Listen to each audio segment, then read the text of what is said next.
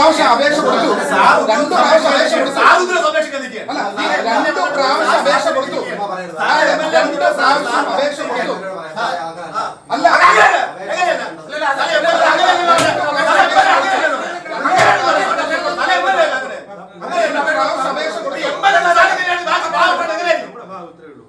വിദേശത്ത് മെഡിക്കൽ പഠനം നടത്തുന്ന വിദ്യാർത്ഥിനിക്ക് പോലീസ് PCC സർട്ടിഫിക്കറ്റ് നൽകുന്നത് വൈകുന്നു എന്നാരോപിച്ചുകൊണ്ട് കാട്ടാക്കട MLA പോലീസ് സ്റ്റേഷനിൽ പ്രതിഷേധം നടത്തി.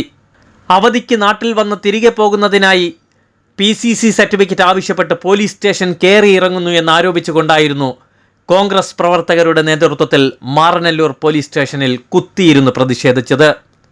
MLAയുടെ പ്രതിഷേധം ശക്തമായതിനെ തുടർന്ന് 3 ദിവസത്തിനുള്ളിൽ PCC സർട്ടിഫിക്കറ്റ് നൽകാമെന്നും പോലീസ് അറിയിച്ചതായി MLA പറഞ്ഞു. പോലീസ് ക്ലിയറൻസ് സർട്ടിഫിക്കറ്റ് നൽകുവാൻ അന്വേഷണം നടത്തിയ ഉദ്യോഗസ്ഥനാണ് ഇതിൽ വീഴ്ച വരുത്തിയതെന്നും ഇത് മനഃപൂർവ്വം PCC സർട്ടിഫിക്കറ്റ് നൽകാതെ മടക്കി അയക്കുകയായിരുന്നു എന്നുമാണ് കുടുംബം ആരോപിച്ചത്. ഫിലിപ്പീൻസിൽ MBBS പഠിക്കുന്ന അപർണയുടെ അമ്മയാണ് എന്നോടൊപ്പം നിൽക്കുന്നത്. കുട്ടി ഇവിടെ വന്നതിന് ശേഷം തിരിച്ചു പോകുന്നതിന് വേണ്ടി PCC സർട്ടിഫിക്കറ്റിന് വേണ്ടിയാണ് ഇവിടെ അപേക്ഷ കൊടുത്തത്. 3 മാസം മുമ്പ് ഇവിടെ കൊടുത്ത അപേക്ഷ നിരസിച്ചിരുന്നു.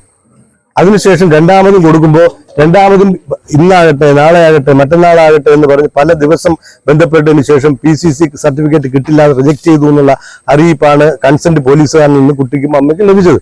ഈ കുട്ടിയുടെ സ്ഥിതി എന്ന് പറയുമ്പോൾ ഈ നിൽക്കുന്ന സ്ത്രീയുടെ ഭർത്താവ് അദ്ദേഹം ജീവിച്ചിരുന്നപ്പോഴാണ് കുട്ടിയെ ഫിലിപ്പീൻസിൽ MBBS വേണ്ടി അയക്കുന്നത്.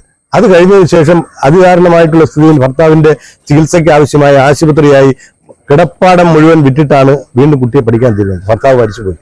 അച്ഛൻ ക്യാൻസർ പേഷ്യന്റ് ആണ്. ഈ സ്ത്രീയുടെ അച്ഛൻ ക്യാൻസർ പേഷ്യന്റ് ആണ്. അദ്ദേഹത്തിന്റെ വരുന്നെടുത്ത് അദ്ദേഹത്തിന് ഒരു തൊഴിലും പോകാൻ പറ്റാത്ത സാഹചര്യമുണ്ട്. സഹോദരങ്ങളോ മറ്റാരും നോക്കാനില്ല. കുട്ടിയുടെ അമ്മ ഇദ്ദേഹത്തിന്റെ അമ്മ മാത്രമാണ് കൂടെയുള്ളത്. അവർക്ക് മറ്റൊരു രീതിയിൽ ഇവരെ സംരക്ഷിക്കാനുള്ള പ്രാപ്തി ഇല്ലാത്തവരാണ്. ഈ സ്ത്രീ ഏതെങ്കിലും അടുക്കള ജോലിക്കോ മറ്റേതെങ്കിലും സ്ഥാപനങ്ങളിലോ 10-100 രൂപയ്ക്ക് പോയിട്ട് കിട്ടുന്ന വരുമാനം കൊണ്ടാണ് ആ കുട്ടിയുടെ പഠന ചെലവടക്കം നടന്നുകൊണ്ടത്. ആ ഒരു സാഹചര്യത്തിൽ വീടും വിറ്റുപോയി. അപ്പൊ ഇവരുടെ ഒരു ബന്ധു വീട്ടിൽ അവർക്ക് ഫ്രീ ഓഫ് കോസ്റ്റിൽ ഒരു ചെലവില്ലാതെ സൗജന്യമായി താമസിക്കുന്ന സാഹചര്യം കാട്ടാക്കടയ്ക്ക് അടുത്തുണ്ട്.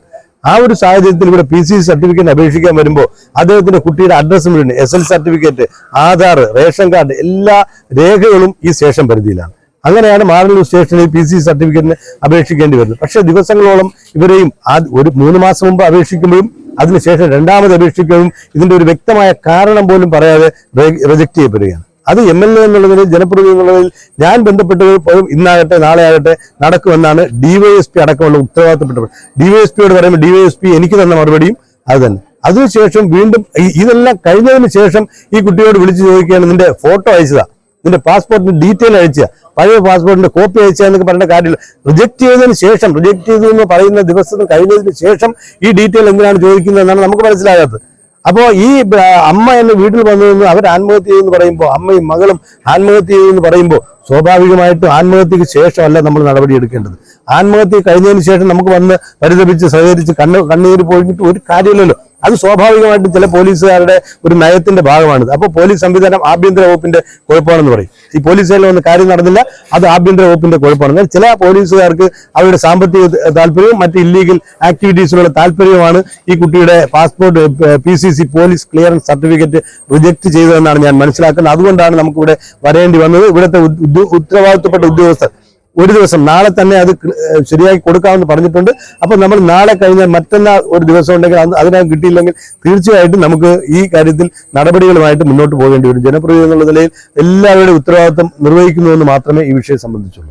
മാറനല്ലൂർ സ്വദേശിനി അപർണ രമേശിനാണ് PCC സർട്ടിഫിക്കറ്റ് നൽകുന്നത് വൈകിയതിനെ തുടർന്ന് MLA കുത്തിയിരുന്ന് പ്രതിഷേധിച്ചത്. മാസങ്ങളായി PCC സർട്ടിഫിക്കറ്റിനു വേണ്ടി അപേക്ഷ കൊടുത്ത് കാത്തിരിക്കുകയായിരുന്നു എന്നാണ് MLAയും കുടുംബവും ആരോപിക്കുന്നത്. ഇപ്പൊ കടിച്ച പാമ്പിനെ കൊണ്ട് നമ്മൾ വെച്ചു തുറക്കണ്ടേ? അയാളെ കാരണമാണല്ലേ കുട്ടിക്ക് ഈ ഭാവി ഇല്ലാതാവാൻ പോകുന്നത്. അയാളെ